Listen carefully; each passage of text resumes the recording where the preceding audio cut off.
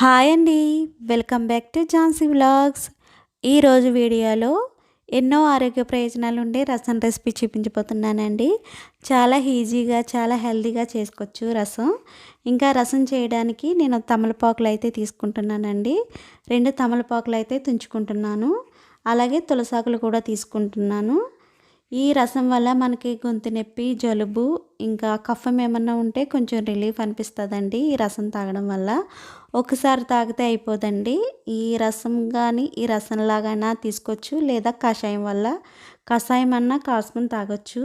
ఇంక ఇవైతే మా ఇంటి దగ్గర దొరికే ఆకులండి. తమలపాకు, ఇంకా తులసి, ఇంకా వామాకు, కరివేపాకు అయితే ఇవి మా ఇంటి దగ్గర దొరికే ఆకులు. చిన్న రోల్ అయితే తీసుకున్నాను. దీంట్లోనే తమలపాకులు తుంచుకుని వేసుకోవాలి. 4 భాగాలుగా చేసుకుని వేసుకున్నాను. అలాగే వామాకు కూడా వేస్తున్నాను. తులసి ఒకసారి కచ్చపచ్చగా దంచుకున్న తర్వాత దీంట్లోని ఇప్పుడు కరివేపాకు అయితే వేస్తున్నానండి.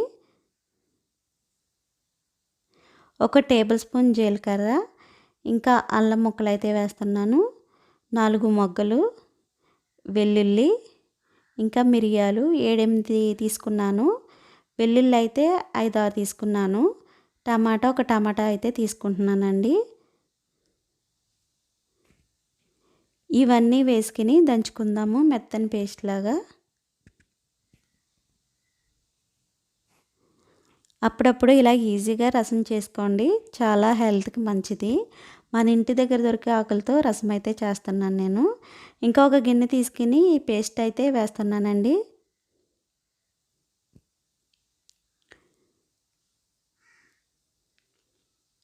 ఇంకా చింతపండు కూడా వేస్తున్నాను. చిన్న నిమ్మకాయ సైజ్ అంత చింతపండు నానబెట్టుకున్నాను. చింతపండు పులుపు అయితే వేస్తున్నాను. 2 గ్లాసులు వాటర్ అయితే వేస్తున్నానండి. చింతపండు అనేది ఎక్కువ వేసుకోకూడదు, మనం తక్కువ వేసుకోవాలి.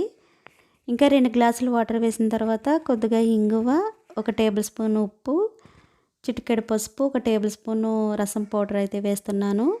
ఇదంతా ఒకసారి కలుపుకుందాము. చింతపండు రసం ఎక్కువ వేయడం వల్ల మనకి ఆకులు ఫ్లేవర్స్ అనేవి తెలియదు. మనం చాలా తక్కువ అంటే తక్కువగా వేసుకోవచ్చు. మనం చింతపండు వేయకుండా కూడా ఈ రసం పెట్టుకుని మామూలుగా వాటర్ తాగినట్టు పొద్దుటే పరగడుపుని తాగితే చాలా మంచిదండి. చాలా ఆరోగ్యానికి మంచిది. మనకి గొంతు నొప్పి ఏదైనా ఉంటే సమస్య అనేది తీరుతుంది. ఇంకా రసం అయితే మరిగిపోయింది. ఇంకా దీంట్లోకి మనం తాలింపు వేసేసుకుందాము. రసం బాగా మరగాలండి. బాగా మరిగిన తర్వాత తాలింపు వేసుకోవాలి. దీంట్లోనే 2 టేబుల్ స్పూను గీ అయితే వేసానండి. నేను ఆయిల్ వేయలేదు. ఇంకా ఎండుమిర్చి, ఆవాలు, కరివేపాకు అయితే వేసాను. ఇంకా రసం తాలింపు అయితే వేసేసానండి. చాలా ఈజీగా అయిపోతుంది ఈ రసము. ఇంకా రసం అయితే రెడీ అయిపోయింది. లాస్ట్లో కొత్తిమీర అయితే వేసేసుకుని ఇంకా దించేసుకోవడమే. చాలా సింపుల్గా అయిపోయే రసం రెసిపీ మీకు నచ్చిందండి. నచ్చితే లైక్ చేయండి, షేర్ చేయండి, సబ్స్క్రైబ్ చేయండి. అలాగే మీ ఫ్రెండ్స్ అండ్ ఫ్యామిలీ మెంబర్స్కి షేర్ చేయండి. చాలా సింపుల్గా అయిపోతుంది. చాలా ఆరోగ్య ప్రయోజనాలు ఉన్నాయండి ఈ రసం వల్ల.